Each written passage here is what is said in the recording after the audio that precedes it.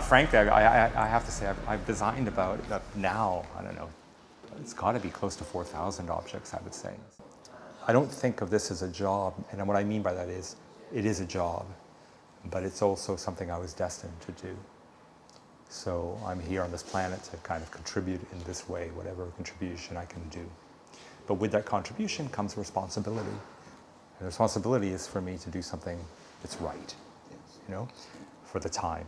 Design is a commercial act. So on one hand, we want to believe that we're these kind of creative genii and we wave a wand and we have an idea and all that. And that's the kind of media dissemination of the profession.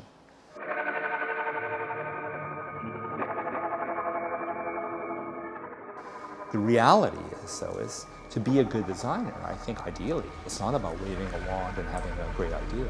It's about knowing, having so much knowledge about that specific thing or object or space, you know.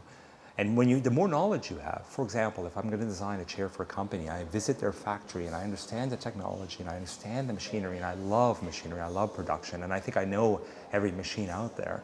The more you know of that stuff, the minute you put pen to paper, that line is informed.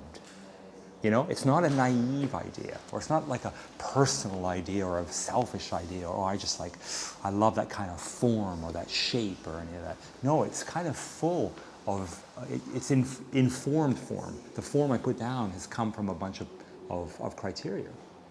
Even thinking at that moment when I put the pencil on the paper about the exact polymer or the type of glass or all those things. Or thinking about when you design a sofa that if you know the knowledge of the way that sewing and pattern making and all that is, that's very different than making a shape, showing a shape to a company, and then next thing you know they're like A, trying to figure it all out, and B, it kind of possibly is going to lose some sense of essence of what you wanted because you just are not knowledgeable enough. So it's a real profession that's based on a kind of real balance of left and right brain, that you're really a bit mechanical and a bit engineering driven and a bit understanding of those factors. At the same time, you are socially responsive and you love people and want people to kind of embrace and enjoy and experience your things. But a lot of design gets sort of lost in all that. It's a little bit like, oh, the word design, it's a bit sometimes like a game, or it's that you're making some object that has a statement, or it's a metaphor, or it's an analogy, or it's a one-liner, or it's like, oh, I get it.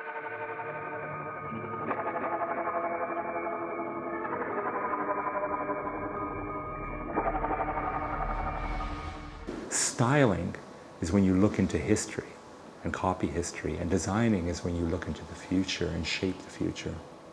I look at you and the way you're dressed, and I can't help but think, this is the age we live in. We live in a casual age, right? Very, very much so.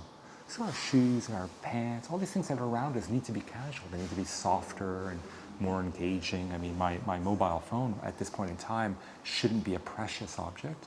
It should be a rubbery, soft thing, just like my Nikes are. You know, it should have that same kind of technology. Imagine if tomorrow Nike was making a mobile phone.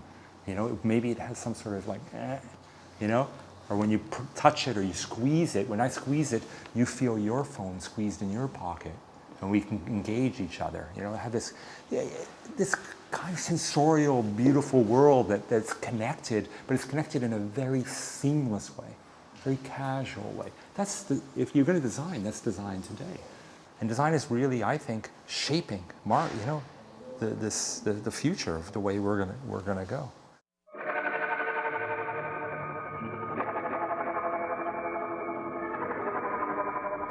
The driving factor for me is the next chair or next couch or next pen or next watch or next laptop or anything.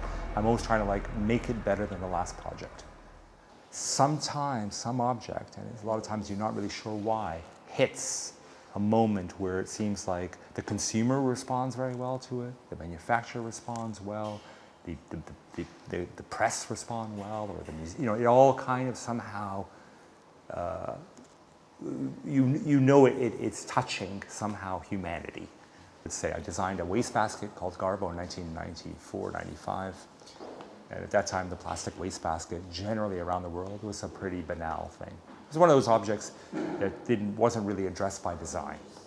you know, and over the years we're seeing that everything now is being touched by design, even light switches, a thermostat, all these kind of banal objects, you know, that are around us. And so when I did it, it was probably the right timing in a way because it needed some sort of push. And then the object itself, the way I designed it, it's really super functional. And the way it comes off the machine, I designed it for the process, for injection molding. So the way I designed it, it makes the plastic flow very fast and very efficient, which made the object then then you could produce more in a machine over a 24-hour period, which means the price point even went down further. So I made a very democratic object that to date, I think they've sold 12, 13 million of them, something, maybe more. And what's nice is it became iconic in the sense that even with all the knockoffs around, somehow the object still sells extremely well. So that's one of those. And those things don't happen that often, obviously.